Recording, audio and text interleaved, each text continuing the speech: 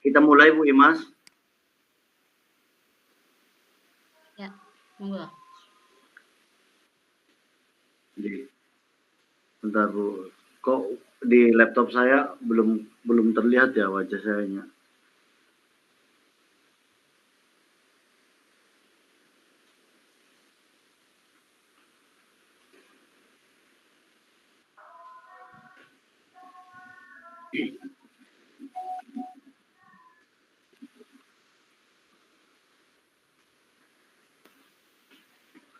Saya rekam ya Bu Imas.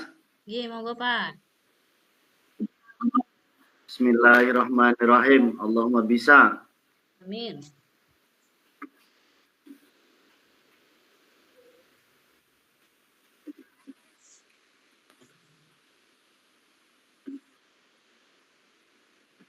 Assalamualaikum warahmatullahi wabarakatuh. Bu Imas, Waalaikumsalam warahmatullahi selamat wabarakatuh. sore. Selamat sore. Senang bisa bertemu. Mari kita mulai dengan mendefinisikan tujuan spesifik yang ingin kita capai untuk ANBK di SD Negeri Limbangan 03. Apa hasil yang paling Ibu harapkan? Iya, Pak. Ini kan kebetulan siswa kelas 5 sekarang besok itu akan melaksanakan kegiatan ANBK nih, Pak. Nah, sebelumnya nih selamat sore dulu nih. Pak Solihun kabarnya sehat ya? Alhamdulillah sehat. Alhamdulillah.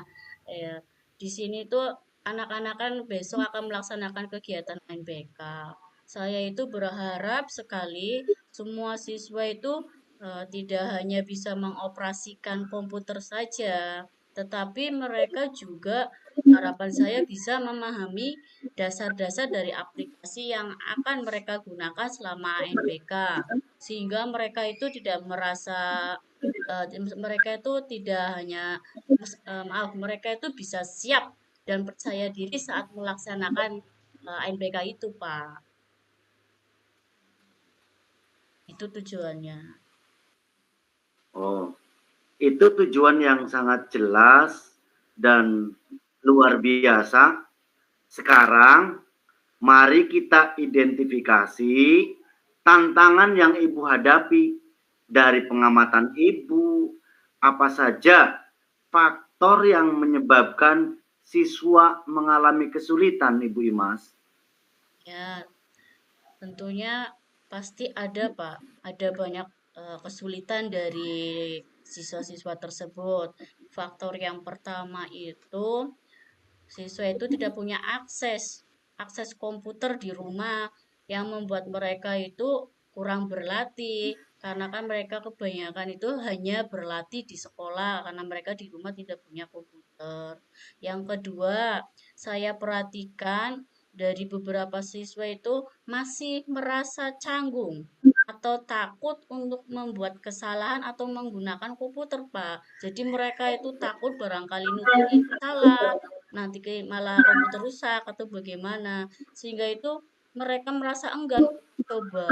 Dia takut seperti itu loh, Pak. Luar biasa. Memang sangat penting untuk memahami perasaan siswa ya Bu Imas. Hmm. Apakah Ibu sudah mencoba strategi tertentu mungkin untuk mengatasi rasa takut dan canggung dari siswa tersebut, Ibu? Ya, Pak. Beberapa strategi sudah saya coba. Di antara itu saya mencoba memberikan penjelasan secara bertahap. Tapi tampaknya masih banyak siswa yang ragu. Saya juga khawatir jika mereka itu tidak bisa mengajukan pertanyaan karena merasa malu. Jadi sebelum kegiatan itu tentunya saya sudah menjelaskan ini loh komputer, komputer komponen-komponennya apa aja. Nah, sudah saya jelaskan di situ, Pak. Tapi mereka tetap merasa canggung. Seperti itu, Pak. Menarik Bu Imas untuk dicatat mungkin. Mari kita buat rencana tindakan yang lebih terperinci untuk mengatasi tantangan ini? Apa langkah-langkah spesifik yang bisa kita ambil ya Bu Imas? Ya. Kalau menurut saya sih, saya rencananya itu mau mengadakan tambahan pelajaran khusus komputer ya Pak, setelah jam sekolah dengan pendekatannya itu yang lebih interaktif. Dalam sesi ini saya ingin menggunakan itu permainan edukatif dan simulasi yang bisa membuat mereka itu bisa lebih nyaman, terutama yang permainannya itu yang bersifat online. Jadi mereka sekaligus bisa bisa juga mengoperasikan komputer di situ, Pak. Itu ide yang bagus Bu Imas. Untuk sesi interaktif, apakah Ibu sudah menentukan jenis permainan atau simulasi yang sesuai? Apakah kuisis? Apakah apa yang sering kita lakukan bersama ketika mendapatkan pembelajaran dari Fasil, yaitu Jamwat, mungkin Ibu? Ya, saya berpikir itu mau menggunakan aplikasi pembelajaran yang memungkinkan siswa itu berlatih dalam suasana yang menyenangkan, seperti Quizzes. Nah, Quizzes itu dalam pengerjaan asesmen pelatihan, terus seperti kuis online juga, atau permainan yang berbasis tim. Selain itu juga saya ingin memberikan tantangan kecil untuk memotivasi mereka.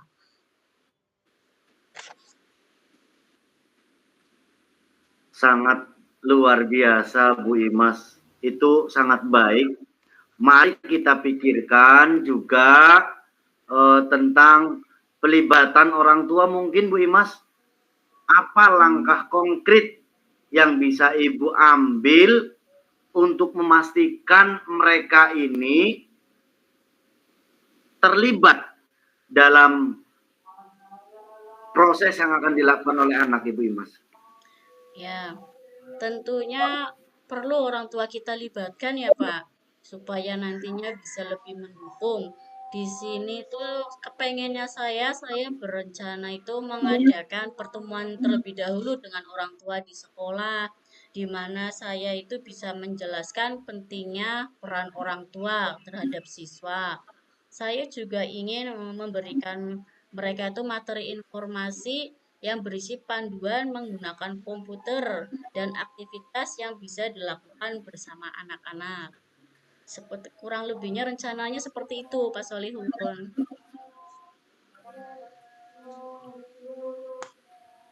Strategi yang baik, Ibu. Apakah Ibu juga mempertimbangkan untuk mungkin membuat grup komunitas anak seperti mungkin WA, grup ANBK, sehingga untuk bisa berbagi informasi secara berkala dengan anak dan juga orang tua, Ibu? Ya, itu salah satu rencananya, karena kan kalau kita harus mengumpulkan orang tua setiap hari atau sewaktu-waktu itu tidak mungkin juga, karena orang tua juga punya kesibukan ya. Jadi rencana selanjutnya itu setelah saya mempertemukan orang tua dan menjelaskan pentingnya peran mereka terhadap anak di kegiatan AMBK ini, langkah selanjutnya itu membuat grup di WhatsApp. Itu untuk memudahkan komunikasi, memberikan berita update tentang perkembangan siswa. Ini juga bisa menjadi tempat bagi orang tua itu memberikan masukan-masukan, pengalaman ataupun saran. Seperti itu, Pak.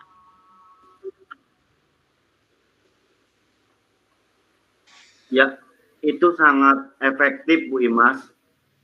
Sekarang, Bu Imas, mari kita bicarakan tanggung jawab. Siapa yang akan bertanggung jawab, Bu Imas, untuk setiap rencana ini, Bu Imas? Tentunya yang akan bertanggung jawab atau memimpin sesi tambahan dan materi interaktif itu saya sendiri sebagai wali kelasnya. Dan untuk melibatkan orang tua, saya itu akan mengatur pertemuan, terus buat panduan-panduan.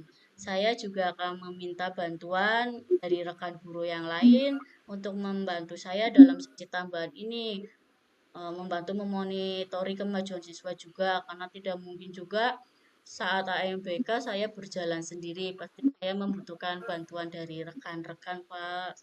Nggak mungkin saya berjalan sendiri.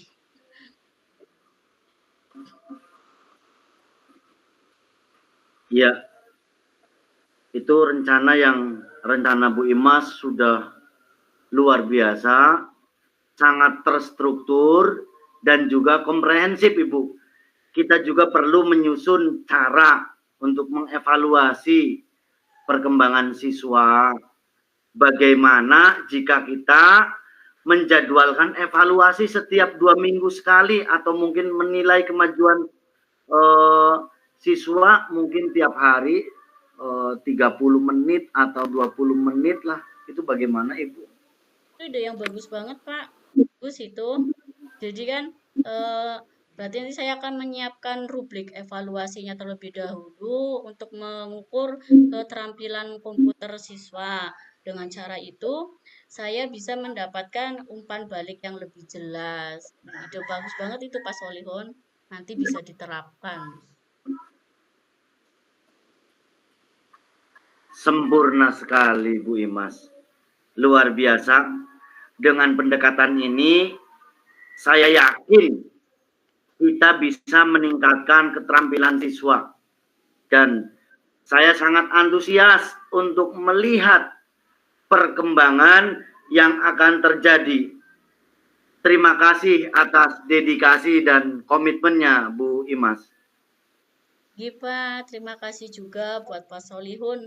Di sini saya merasa lebih tenang, lebih siap, lebih bersemangat untuk melaksanakan rencana ini ke depannya sehingga lebih efektif. Terima kasih untuk masukannya juga.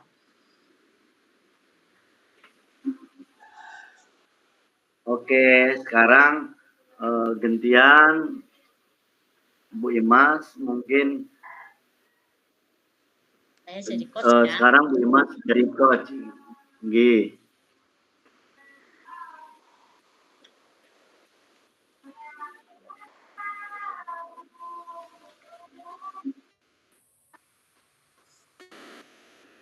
Assalamualaikum Pak Solihun. Waalaikumsalam warahmatullahi wabarakatuh. Ya, masih siang, masih semangat ya Pak Solihun ya.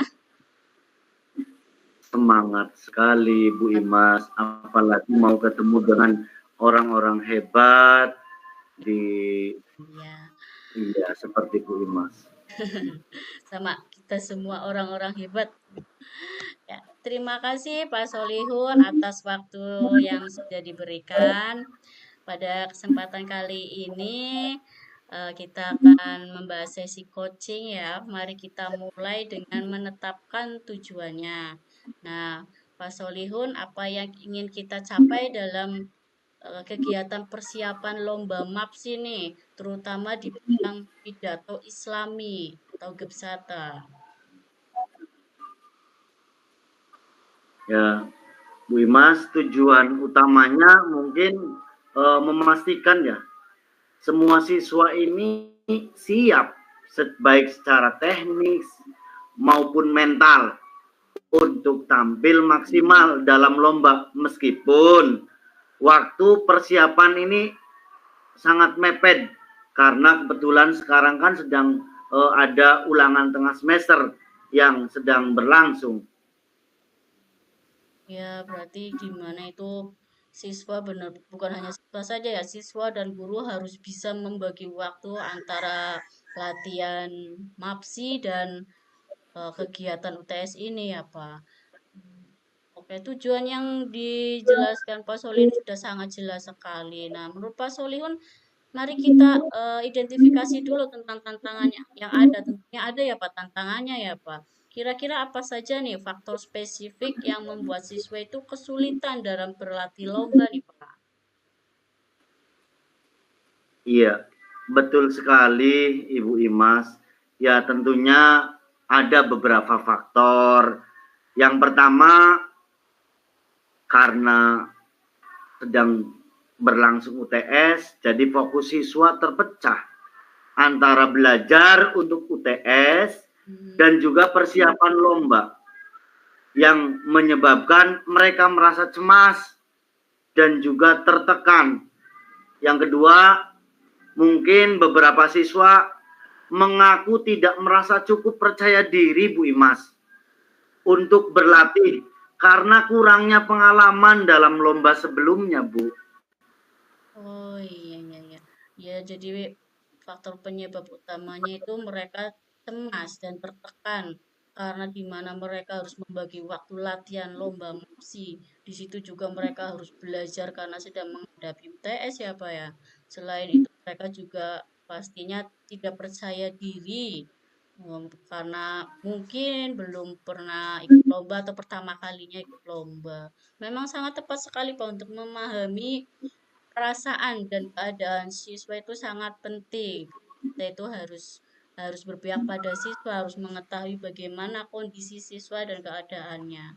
Nah, menurut Pak Solil sendiri ini untuk apa sudah mencoba strategi tertentu untuk membantu siswa itu mengelola stres mereka yang seperti itu, Pak? Iya, Bu Imas, saya sudah mencoba memberi mereka penjelasan tentang pentingnya, tentunya karena sekarang ada UTS dan sebentar lagi ada MAPSI tingkat kabupaten yang bertempat kebetulan di Jatibarang. Jadi untuk manajemen waktu, Bu Imas. Tapi ya banyak yang masih merasa kesulitan. Saya juga merasa mereka ini membutuhkan pendekatan yang lebih mendukung, Bu Imas. Iya, oke. Gimana kalau mari kita buat rencana tindakan yang lebih terperinci, Pak. Kira-kira kita mulai dari langkah-langkah konkret apa yang bisa kita ambil untuk membantu siswa itu meningkatkan persiapan diri mereka, Pak. Langkah-langkahnya kira-kira apa nih dari Pak?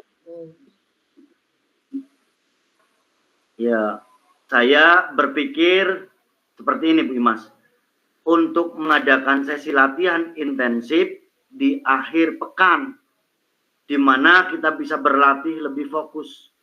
Selain itu, saya juga ingin menjadwalkan sesi latihan singkat selama mungkin tiap hari 30 menit.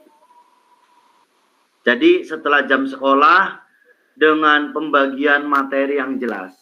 Sehingga sebagaimana pepatah, kita bisa karena terbiasa. Jadi latihannya saya akan tingkatkan lagi.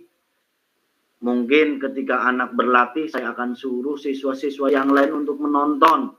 Jadi supaya mentalnya terbentuk juga, Bu Imas. Jadi nanti ketika lomba tidak grogi. Seperti itu, Bu Imas. Iya, setuju sekali, Pak. Latihan dari awal luar biasa juga itu. Jadi mereka mentalnya sudah terbiasa. Nah, itu saya sangat setuju dengan ide dari Pak Solihun. Dalam sesi latihan tersebut, apakah Bapak itu sudah merencanakan metode pengajaran atau aktivitas yang nantinya akan digunakan, Pak? Iya, Bu Imas. Saya tentunya ingin menggunakan metode praktis untuk pidato, di mana siswa bisa berlatih di depan teman-teman mereka dan juga menerima umpan balik dari teman-temannya. Jadi ketika anak itu melaksanakan pidato, kan anak itu fokus.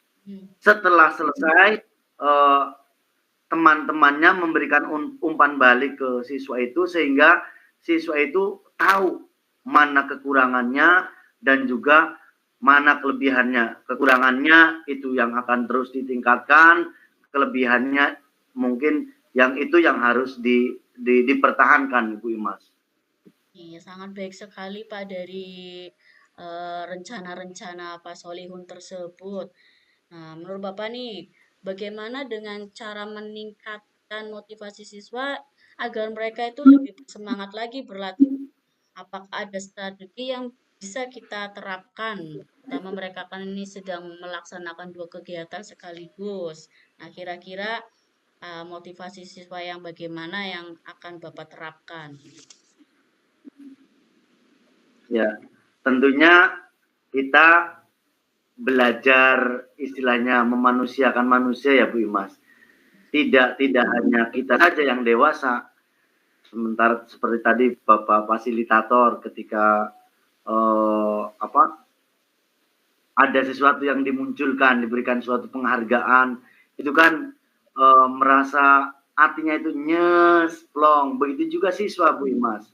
Jadi saya mungkin berencana akan memberikan penghargaan Bu Imas bagi siswa yang menunjukkan kemajuan terbaiknya, menampilkan kemampuannya, mengeluarkan semua energinya itu untuk kemajuan, seperti mungkin supaya nanti bisa melanjutkan ke SMP dengan mudah.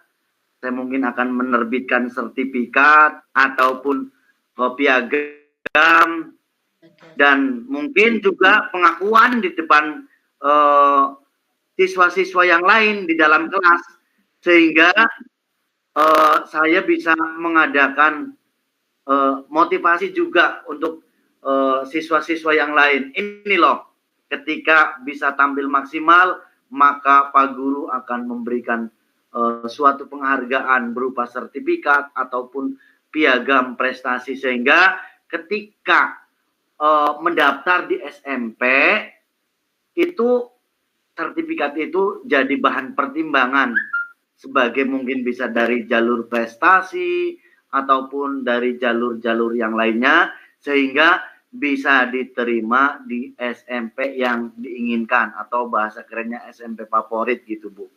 Ibaratnya golden ticket ya Pak ya. Iya, ternyata bukan cuma di CGP aja, di situ juga ada golden ticket. Sangat setuju sekali dengan Pak Solihun, nih rencana strateginya. Memang betul kita terapkan ke anak saat mengikuti lomba, kita berikan apresiasi berupa piagam. Kita jelaskan manfaat apa sih piagam tersebut nantinya. Jadi bukan hanya piagam itu cuma numpuk di kamar atau di lemari, ternyata untuk kedepannya itu ada manfaat yang lebih. Itu bisa digunakan anak-anak tersebut saat akan mendaftar di SMP, itu bisa jadi golden ticket. Jadi saat kalian masuk ke sekolah favorit, itu nggak perlu riweh, nggak perlu mumet, langsung diterima kalau kita punya piagam penghargaan. Nah, itu kan bisa buat jadi motivasi anak juga ya, Pak ya. Nanti, ya saya mau ikut Betul. lomba supaya bisa menang, nantinya saya bisa masuk SMP favorit yang saya inginkan. Ya, luar biasa sekali, Pak. Saya sangat setuju sekali dengan Pak Solihun dari strategi tersebut. Dan terkait mempublikasikan juga di depan teman-teman juga sangat sangat penting juga itu Pak, betul sekali. Itu juga bisa memotivasi anak-anak tentang bagaimana bahagianya saat ada teman itu bisa meraih penghargaan, bisa memenangkan lomba. Nah, kalau kita sudah mengapresiasikan di depan teman-teman, pasti mereka akan dalam hati akan merasa iri. Irinya itu yang positif. Saya juga pengen seperti itu nantinya kalau kedepannya ada lomba, saya juga mau ikut. Seperti itu kurang lebih ya Pak Solihun ya. Betul Ibu Imas. Oke, luar biasa sekali strategi yang dipakai Pak Solihun. Nah, mari kita bicarakan tentang tanggung jawab nih Pak. Kira-kira siapa sih yang akan bertanggung jawab untuk setiap elemen dari rencana Pak Solihun tersebut? Baik Bu Imas, tentunya yang akan bertanggung jawab saya sendiri, karena saya di situ akan mengatur dan juga memimpin sesi latihan, baik itu dari menyusun materinya, memberikan umpan baliknya, dan juga saya akan berencana untuk melibatkan guru lain juga untuk memberikan dukungan, terutama dalam latihan Gebsata, karena butuh butuh latihan yang sangat ekstra, begitu Ibu Imas. Ya, betul sekali. Intinya peran teman juga penting ya Pak ya. Kita nggak bisa melatih siswa sendiri, apalagi kalau cabang yang kita kita ikuti itu banyak. Eh, Peran teman sangat penting juga. Iya. Setuju sekali dengan Pak Solihun dengan rencana yang sudah terstruktur, pembagian tanggung jawab yang jelas. Kita itu bisa memaksimalkan persiapan siswa.